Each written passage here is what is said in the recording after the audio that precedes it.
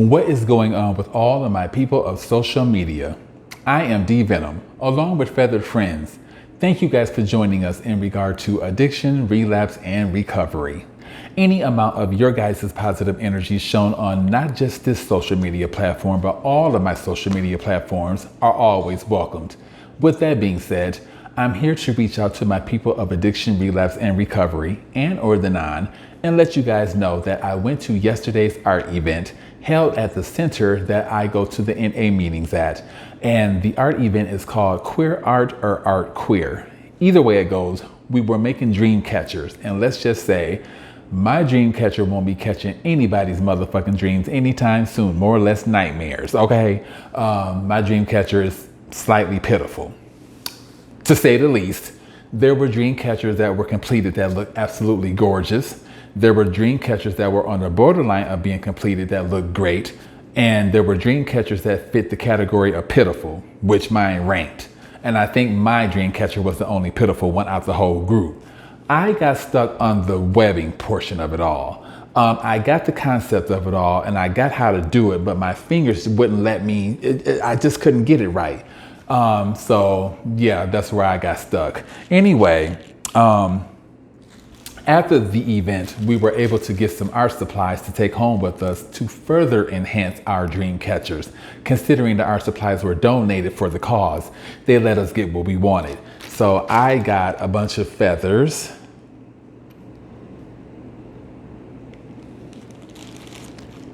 And I got some other little knickknacks. There are 2 eyeballs in here. One of them's right here. And the other one's in there somewhere. But yeah, this is what I got after the event to go on my dream catcher. And someone was going to use this to wrap around their dream catcher and they pretty much fought against it. So I grabbed it, considering yellow has a lot of meaning to it. Happiness, optimism, joy. Oh my God, yellow centers around positivity in a lot of ways. So I wanted to make sure I grabbed this. And anyway, this is what I used to wrap around my dream catcher. And I was going to use this for the webbing, but they said not to because it's not as good as using the wax string, because the wax string holds together and some other bullshit. But anyway, here's my completed dream catcher. Like I said, it's not going to be catching any motherfucking dreams no time soon, more or less nightmares. But once I get it completed, it's going to be a cute dream catcher. As you all can see, this is where I got messed up at. So once I take this all down, watch a couple of YouTube videos in regard to how to properly do it, I am going to go for it. It's been a long time since a bitch been in the art class, okay? So yeah, I lost my touch along the way. But anyway, we're going to get it right. And like I said, by the time the next art event comes around, which I have a nice little window, this will be completed and I will proudly take it to them so that they can see it and take a picture of it if they so choose and go from there. Anyway, that happened yesterday. Now, Saturday, I went to a NA meeting held at the same place that the art event, was pretty much held at yesterday. And I shared a story of survival. And I also collected my 4th coin. I told you guys I'm going to be collecting whatever I can to remind me of my walk with sobriety and recovery. And I got 4 thus far.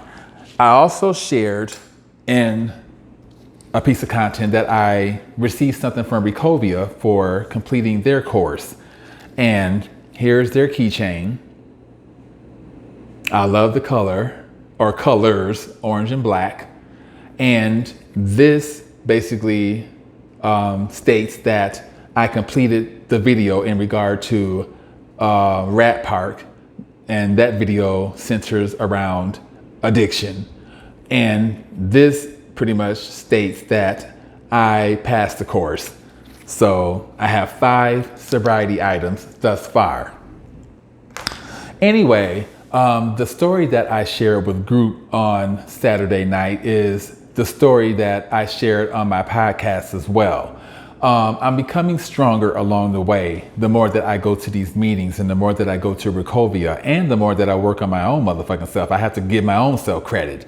After Wednesday night's meeting, NA meeting, I go home like everybody else and I can get off either on Union Hills or Bell. Union Hills is a lot closer to my residence, but sometimes I get off on Bell just to ride in familiar territories where I used to do drugs, where I used to pick up scallywags and some of everything else. Anyway, I get off the freeway and I get stopped at a light turning left. And I'm the only car, pretty much stopped at this particular point.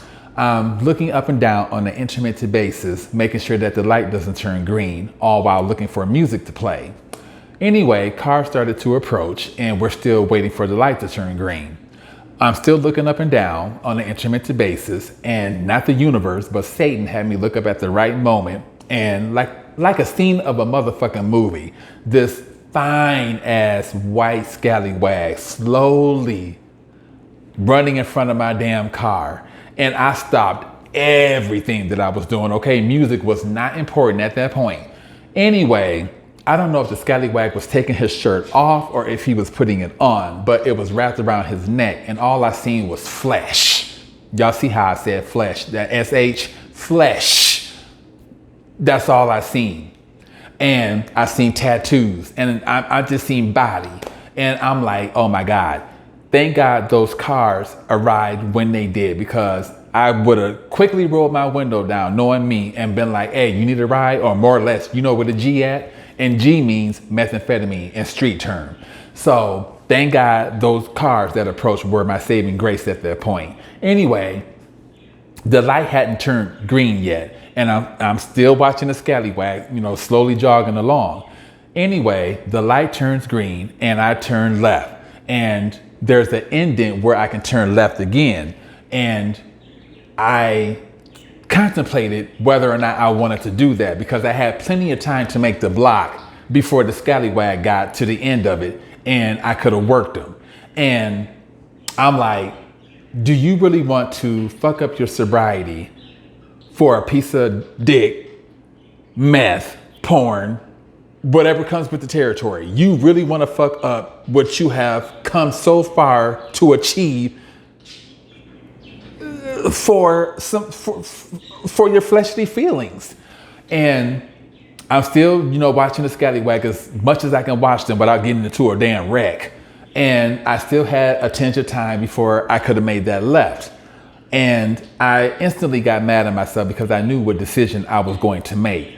And in the gay community, especially for a queen, you don't let no good dick get away. You just don't do that. You see it, you work it, especially if it's straight dick. You see it, you work it, and if you have it, it's another one in your books. Hey, I had this straight dude, blah, blah, blah, blah, blah, blah. And I got mad about that. I got mad that I'm letting a fine piece of dick slip through my fingers. And I yelled out the window, damn it, scallywags. And I held that wag for about 5 minutes at a high ass pitch because I was that mad. And I made the decision to keep going. I thought about my brothers and sisters at the NA meetings. I thought about some of their stories. I pictured some of their faces. And I pictured my own self walking into the meetings and whatever else, and my coins and how far I've come. Why would I want to fuck that up for my fleshly feelings? And I'm just so happy that I made the decision to keep going. And yesterday I was tempted by another scallywag. I never had sex with them, but I did do methamphetamine with them. I seen them at the Circle K down the street from my house. And, we acknowledged each other, and I paid for my gas, whatever else.